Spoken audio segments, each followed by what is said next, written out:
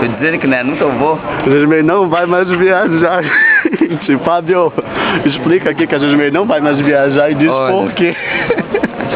Hoje a Air France entrou em greve justo no dia que ela resolveu ir embora.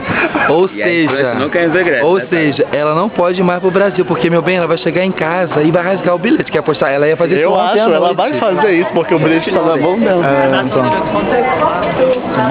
Ele procurou o bilhete, bicho, hoje à noite, pra rasgar.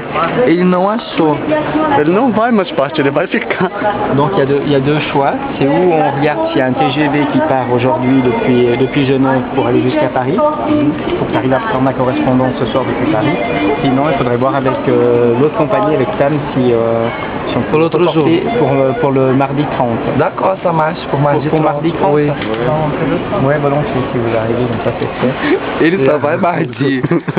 Mardi 30. Então tem Halloween hoje à noite. Ele parte para o jogo do I.